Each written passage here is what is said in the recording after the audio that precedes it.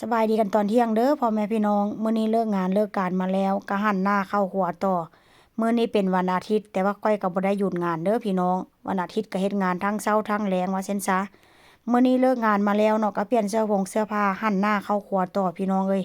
ทั้งที่ว่าไปบ่อนเฮ็ดงานก็เฮ็ดกับข้าวกับน้ำแต่ว่ามาเฮือนก็หันหน้าเข้าครัวต่อได้พี่น้องเอ้ยบ่ได้หยุดเลยว่าซั่นซะ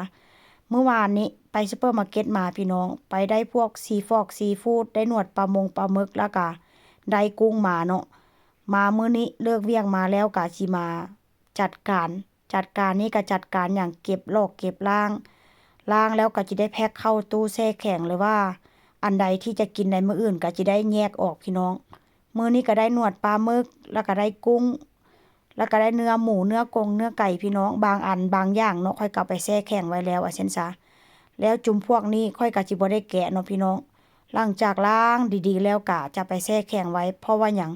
เพราะว่าเวลาเฮาอยากกินหั่นน่ะเนาะเฮาอยากกินเฮาก็สามารถเอาออกมากินได้ง่ายๆแล้วอันนี้ก็เป็นเนื้อหมูติดมันพี่น้องเนื้อหมูติดมันนี่ส่วนหลายเนาะค่อยจะเอาไว้แบบว่าอันเป็นพวกเอ็ดเผ็ดปิ้งหมูหั่นน่ะเพราะว่าหยังมันมีเนื้ออันมันมีน้ำมันติดหลายว่าซั่นซะเนาะเฮ็ดให้เนื้อบ่หยาบเพราะฉะนั้นแล้วก็มื้อนี้ก็จิได้หั่นแล้วก็จิได้เสียบไม้ไว้คือเก่า แล้วก็ถ้าหากว่าบ่กินไว้มื้อนี้ก็สิเอาไปแช่แข็งไว้พี่น้องเพราะว่าหยังมันสิได้สะดวกสบายง่ายต่อการกินกลับมาจากเหตุการณ์เฮ็ดงานไม่เมื่อยก็บ่ได้มานั่งเฮ็ดเนาะแต่ถ้าหากว่ามื้อถัดไปอยากเอาออกมากินจังซี่ล่ะเนาะก็เอาออกมากินโลดพี่น้องเอามาเฮ็ดกินเลยโดยการที่แบบว่าบ่ได้ล้างเพราะว่าเฮาก็ล้างแล้วหลังจากนั้นเนาะหลังจากนั้นก็มาเฮ็ดกับข้าวกับน้ำต่อพี่น้องเอ้ยมื้อนี้ก็สิต้มถั่วเนาะต้มถั่วนี่ก็เป็นถั่วแดงหั้นน่ะพี่น้อง คนทางนี้คนทางประเทศสเปนนี่นิยมแบบว่ากินถั่วโดยการที่แบบว่าบ่ได้เฮ็ดแบบว่าของหวานไหนถ้าบ้านเฮาเนาะเป็นพวกพวกถั่วจะเฮ็ดเป็นแบบเป็นของหวานว่าซั่นซะมื้อนี้มื้อนี้ก็เลยที่แบบว่าสิมาต้มถั่วก็ต้มใส่เนื้อหมูหั่นแหละเนาะเนื้อหมูที่แบบว่าอั่นค่อยถ่ายก่อนหน้านี้หันน่ะเป็นเนื้อหมูติดมันพ่อแม่พี่น้องก็จะมาผัดใส่กระเทียมหัวหอมแล้วก็อันต้นหอมใหญ่ๆยาวๆน่ะพี่น้อง ต้นหอมญี่ปุ่นบ่เขาเจ้าฮ้องนะฮึแล้วก็มักบวบสเปนหลังจากนั้นก็ผัดเนื้อหมูผัดหัวหอมกระเทียมผัดให้มันสุกแล้วก็จะเอาถั่วลงไปถั่วนี่ค่อยการแช่น้ำไว้คืนหนึ่งเด้อพี่น้องถั่วนี่นะ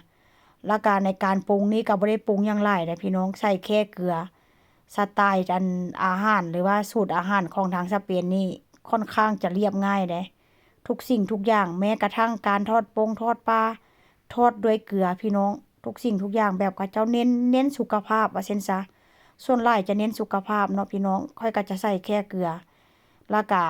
อันต้มนี่ส่วนหลายก็จะเน้นน้ำผักพี่น้องเพราะว่าหยังเวลาต้มไป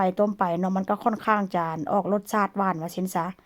แล้วก็มื้อนี้เนาะก็จะต้มประมาณ35นาทีเห็นบ่ค่อยใส่แค่เกลือได้เนี่ยพี่น้องค่อยบ่ได้ใส่หยังหลายได้สูตรอาหารของทางนี้เน้นแบบว่าสุขภาพ แล้วก็เน้นแบบพวกผักแบบพวกผักเขียวหั่นน่ะเป็นส่วนหลายว่าซั่นซะ